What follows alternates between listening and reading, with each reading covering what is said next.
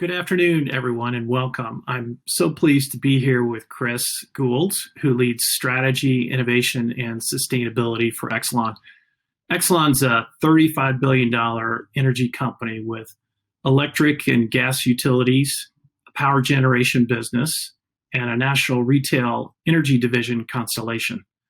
Chris recently had the opportunity to visit Antarctica and took away some interesting insights about climate change and energy innovation that we wanted to share with the Twin community.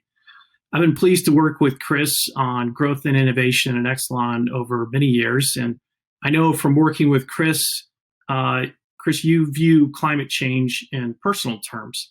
So why don't we start with your own personal experience on the topic and what led you to that recent trip to Antarctica? Thanks, Paul, and it's fantastic to be here today and to share my story about climate change from a really unique perspective of Antarctica.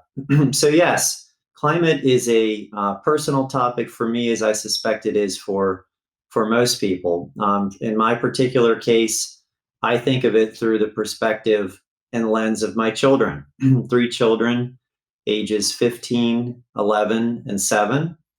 And I think about the world that we will leave for them, and the fact that I work for an energy company that has a significant role to play in the future for climate change. And so I think about things that I've read and seen, like most of us, the UN IPCC report that came out last year that referenced some pretty strong statistics about what's happening across the globe in terms of global warming and greenhouse gas emissions. But there's nothing quite like seeing things firsthand. Statistics and data are one thing, but actually getting to a place like Antarctica is really eye-opening, I would say, in terms of witnessing firsthand, up close, what's happening with climate change.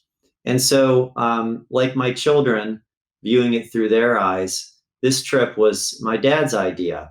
My dad's 83 years old, and it was on his bucket list to go. It was his seventh continent to visit, ended up being mine as well. And so I was happy to accompany him and my brother on the trip.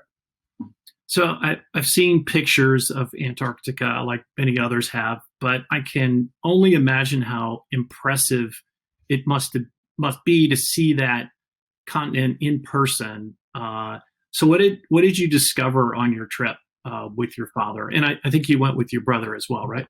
Yes, I did. And it's the first question most people ask, Paul, is what did it look like? I wasn't sure what to expect like anybody else, right? What does Antarctica look like? And I guess what I would say, my quickest answer to that is it was unearthly. It is what I believe will be my closest experience to leaving the planet. It had a sort of a lunar landscape to it in many instances, in many cases that made you feel like you were on the moon, but with snow and ice caps and whatnot surrounding it. But, it wasn't always that way. If you look at pictures of what Antarctica looked like hundreds of millions of years ago in the Mesozoic period, you can see that it was covered in green foliage and was connected to South America, but nonetheless a very different landscape and a very different environment. And we know what happened then from scientific evidence that ocean acidification, rising sea levels caused by higher concentrations of CO2 in the atmosphere led to climate change that had impacts on the inhabitants at the time, the dinosaurs, and also the plants and foliage and all the other things that were in this picture. So we have an example of this that's happened before, and it's quite stark to see the difference today. So today's Antarctica looks considerably different. And my trip there, on the way, we passed through an area that's known as Drake's Passage. The funny thing about that particular place is it's known as one of the most inhospitable seas on the planet. So you have to be brave of heart to get there. When we crossed Drake's Passage over a period of about 2 days, I was awoken by the ship's captain who said, We've now entered the Antarctic Peninsula region. And if you get up, you'll be able to catch your first glimpse of Antarctica. So, of course, I sprung out of my bed, looked out of the ship window, and saw an iceberg. And I thought to myself, wow, that's not terribly impressive. This might be a long trip. Um, and the captain kept going on about it and described how this iceberg called the A157A iceberg had been discovered. And I kept looking at this small iceberg and thinking, wow, again, I must be missing it. And of course, it turns out what I was looking at wasn't the iceberg. What was behind it is the iceberg, which is what I thought was Antarctica. So this iceberg that is floating around right off the Antarctic Peninsula is the size of Aruba. If you can imagine, you can't even see the end and the beginning of the iceberg from the ship. That's how large it is. And so from the very first moment that I saw and witnessed Antarctica, I got a sense of the scale and the size of what we were looking at and what the effects on climate change could be. And of course, you can't help but think about that in the context of the UN report and the changes that we saw that occurred from the Mesozoic period. Of course, over long periods of time, but nonetheless, an analogy that shouldn't be lost on any of us. And then our first stop was to a place called Deception Island. Looks like an island from afar, but when you get in, it's actually an atoll. And so you come into this protected bay, which is the bay where the whalers at the time used to bring in whales for the purpose of collecting whale oil. And what you see in the picture are what is referred to as whale oil ruins. So they are boilers that used to take the whale oil, the whale blubber and fat, and boil it down into whale oil. And why were they doing that? Of course, they were doing that because oil at the time, whale oil in particular, was a fantastic way to burn and create light in Europe and America. And so with this demand for oil, in particular whale oil, clean burning and smelling, we hunted whales almost to the point of extinction. In particular, Deception Island, as you can see, was a place where that occurred and where the whales were collected and killed for that purpose. But what happened, what came along to save whales was energy innovation, and in particular, kerosene. So kerosene was discovered. It became the foundation of John Rockefeller's new Standard Oil Company. And just like that, adopters of oil, whale oil, switched to kerosene for their lighting and heating purposes. It was cheaper and cleaner burning. And so almost overnight, the demand for whale oil dramatically fell. And, ironically, something like kerosene and energy innovation saved the day and saved the whales from extinction. And so with climate change now, I think we need to think about energy innovation in the same way. What can we do? Kerosene clearly isn't the answer in fossil fuels. So what do we do now to take those next steps forward so we don't see the same change we saw from the Mesozoic to current day Antarctica? So, Chris, we know from the UN report, the UN IPCC, that you mentioned that limiting the rise in temperature to 2 degrees is the goal. And we know that global greenhouse gas emissions need to be at or around net zero by 2050 in order to halt climate change and achieve goals outlined in the Paris Agreement. Those reductions in GHG emissions will need to come from a number of different sources.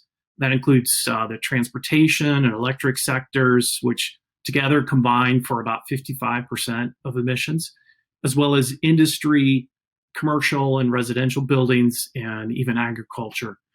Each of those sectors requires different solutions, but some of those can be interrelated, like the potential to use batteries from electric vehicles connected to the grid to store excess renewable or even zero carbon nuclear power at times of lower demand. So the question is, how do we get there from here? Just like what saved the whales, we need energy innovation. And that's going to come in many forms that you've referenced. And there's a saying out there now that all roads to a low carbon, zero carbon economy of the future lead through the electric sector.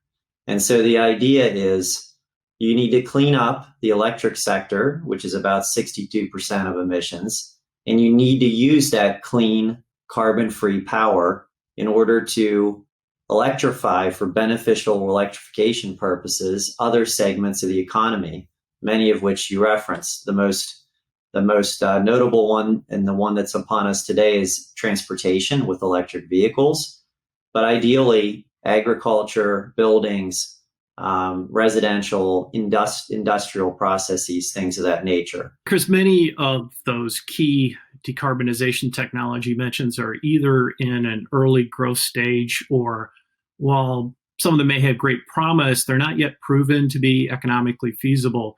Some could even be seen as a threat to Exelon's core business. So how is Exelon specifically innovating during all this time of transition between different technologies and the uncertainty around them? The idea is, as we're talking, Paul, we've talked about a lot of different ways. We know what the goal is. We know the pathway that we're probably going to have to get there is through the electricity sector and using it for these other downstream purposes. What we don't know is exactly how much of each one and what technologies we may not see today. And so what that means is we should take a flexible approach, place small bets, and scale and grow them as market signals and demand warrant as we go. In addition to those core technologies that we're invested in that represent our portfolio of small bets, we launched something called 2C2I program. So it's the Climate Change Investment Initiative, and it's a partnership between the Exelon Corporation and the Exelon Foundation. And what it does is it provides $10 million in direct funding over 10 years to innovative startups that can bring solutions into our communities in Washington, D.C., Baltimore, Philadelphia, Atlantic City, Wilmington, Delaware, and Chicago, of course. And those technologies and solutions can span any element of what we're trying to solve for in a 2C world to help these startups, these very early stage startups, scale their solutions in our communities. So overall, it's a $20 million commitment, the 2C2I program, to bring these benefits and technology solutions to our communities. Well, that's certainly a lot of activity and investment in innovation by Exelon. It's clear that the company is placing bets in a diverse set of technologies and solutions that address climate change. And as we discussed, we know there won't be just one solution to reducing greenhouse gas emissions. We'll need solutions across multiple sectors. So thanks, Chris, for sharing your personal insights from Antarctica and pressing need for energy innovation we all know that's needed badly to address climate change. And we'll be checking back with you, eager to learn more in the energy transition breakout to discuss that 2C2I initiative so we can learn a little bit more in detail about it. I'm looking forward to that. It's a unique program, and as an impact initiative, it's a different model for corporate investments in tech initiatives. It's quite unique, in fact, and we'll cover the reasons why Exelon's doing this and how you've launched it. So looking forward to that.